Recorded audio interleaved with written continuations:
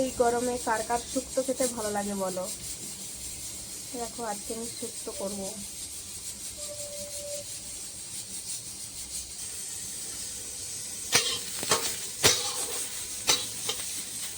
কড়াইতে উচ্ছা ভাজা চলছে, আর উচ্ছা ভালো করে না ভাজলে শুক্তো ভালো লাগবে না, বেশি তিতা লাগবে। ভালো করে ভেজে নিলে শুক্তোটাকে খেতে খুব সুন্দর লাগে। তাই ভালো করে ভাজছি আমি। আর এই উচ্ছেটাকে ভাজতে একটু সময় লাগে, দেরি হয়, কিন্তু দেরি হলে তবে না স্বাদ বাড়বে। সব কিছু তাড়াহুড়ো করলে তো আর হবে না, ভালো কিছু পেতে হলে সবুর করতে হবে, তাই না?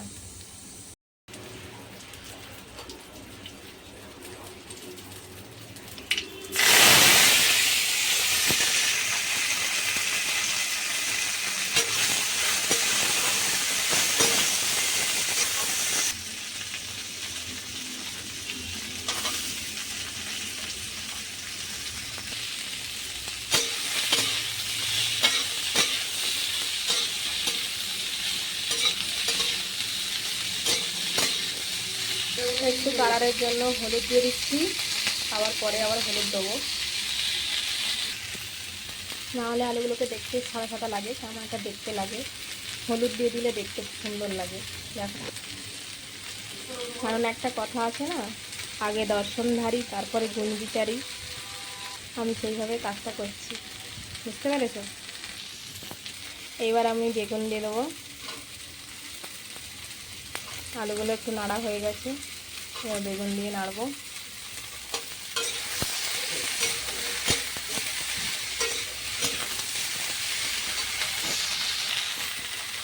আর আমার বেগুনটা খেতে খুব ভালো লাগে, তাই জন্য বেগুনটা বেশি পরিমাণে দিয়েছি।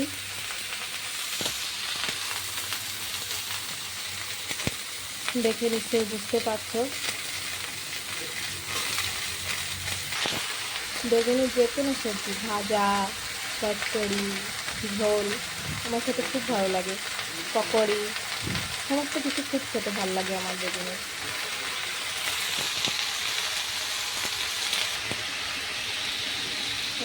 এই দেখো, লবণ দিয়ে দিলাম।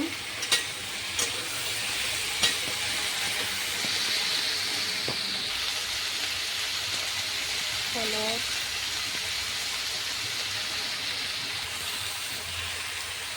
একটু ভালো করে সবজিগুলোকে ভেজে নিলে সবজির টেস্টটা বেড়ে যায়, তাই না?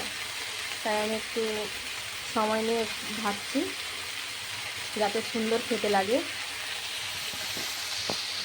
এবার আমি একটু ঢাকনা চাপা দিয়ে দেবো। আজকের আমি একটা নতুন জিনিস দিয়ে শুক্তোটা বানাচ্ছি। এই দেখো, কী বলো তো এগুলো? ক্যাপসিকাম। ক্যাপসিকাম দিয়ে বানাচ্ছি, খেতে খুব সুন্দর লাগে। একবার তোমরাও এইভাবে বানিয়ে দেখবে, খুব সুন্দর লাগবে। ক্যাপসিকামগুলোকে একটু ভেজে নেবে, তারপরে দেবে, দেবে, খেতে বড় ভালো লাগে।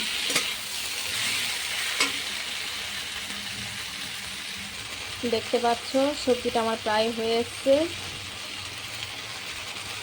এবার নামকানোর পালা। এবার একটু আমি জল দিয়ে দেবো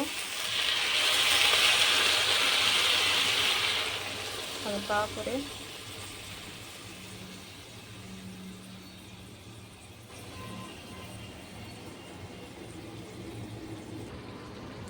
আর এই যে আমার কাছে সব রকমের একটা মশলা আছে, ধনিয়া, জিরা, গরম মশলা, এটা সমস্ত তরকারিতে দেয়া যায়, দিয়ে দিলাম।